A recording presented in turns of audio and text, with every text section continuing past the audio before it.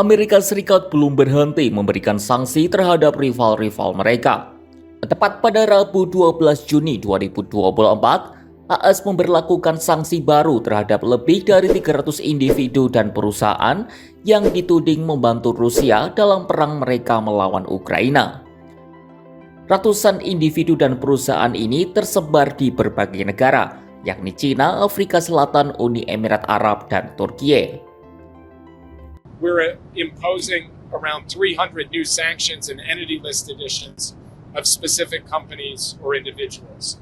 And the targets for those include Russian financial infrastructure, including major non-bank entities that help Russia finance its war effort and evade sanctions, entities and individuals across multiple evasion and foreign procurement networks, like networks that support Russia's UAV production, gold laundering, and procurement of sensitive items like anti-UAV equipment, machine tools, industrial materials, and microelectronics.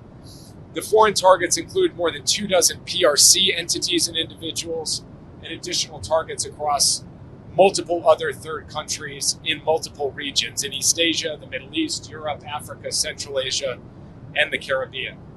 Beberapa di antaranya termasuk Bursa Moskwa, sebuah pasar saham terbesar Rusia untuk ekuitas dan produk valuta asing.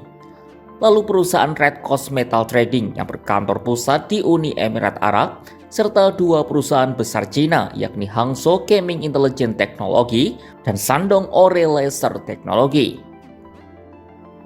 Dalam sanksi terbaru ini, Washington memperluas definisi soal basis industri militer dan menerapkan sanksi sekunder terhadap lembaga keuangan asing yang melakukan bisnis dengan entitas yang terkena sanksi.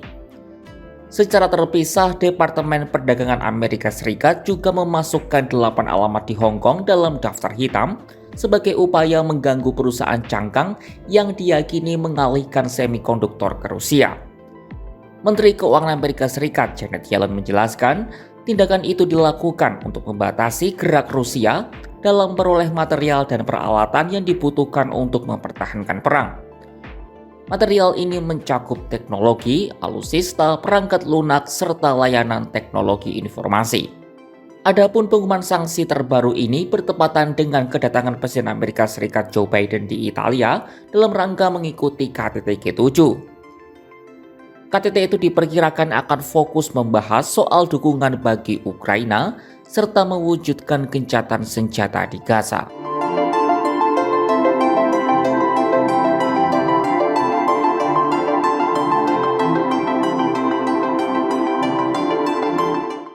Menanggapi sanksi AS ini, Cina lagi-lagi mengecam negeri Paman Sam yang dinilai terlalu ikut campur dalam urusan perdagangan bilateral mereka dengan Rusia.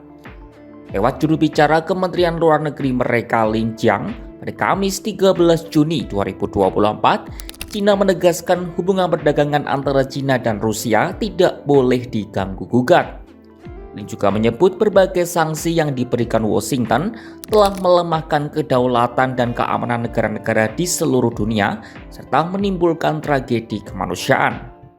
中方坚决反对任何非法单边制裁和长臂管辖。中俄之间的正常经贸往来不应受到干扰和破坏，更不应成为抹黑、遏制中国的工具。美国在全球范围内滥施单边制裁，贻害无穷，严重损害他国的主权安全，造成人道惨剧，破坏产供链的稳定。乌克兰危机升级后，美方的制裁更是变本加厉，而这种乱舞制裁大棒的做法，不仅无助于问题的解决，反而成为世界一个主要的风险源头。 Lin juga membantah Cina terlibat dalam perang Rusia-Ukraina. Menurutnya tuduhan dari negeri Paman Sam itu hanyalah fitnah semata. Ia juga memastikan negaranya akan mengambil semua tindakan yang diperlukan untuk menjaga kepentingan nasional. 中方不是乌克兰危机的制造者，也不是当事方，绝不接受抹黑施压、甩锅推责。我们敦促美方立即停止滥施非法单边制裁，多为停火止战、恢复和平发挥建设性作用。我们也将采取一切必要措施，坚定维护中国企业和公民的合法权益。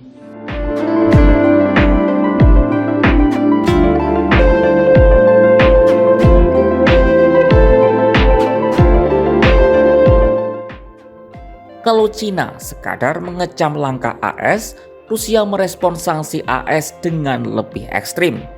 Negeri beruang merah mengajak untuk membalas serangan yang dilakukan AS dan sekutu-sekutunya. Lewat Wakil Ketua Dewan Keamanan Rusia Dmitry Medvedev, yang juga merupakan pendahulu Presiden Rusia saat ini Vladimir Putin, ia mengajak negaranya menimbulkan kerugian besar bagi negara barat dan sekutu-sekutunya. Selain itu, dirinya yang terkenal sebagai salah satu tokoh paling frontal di Kremlin juga menyebut perlunya meningkatkan perang informasi melawan Barat. Dmitry Medvedev juga meminta negaranya mempersenjatai musuh-musuh Barat, termasuk di bidang luar angkasa.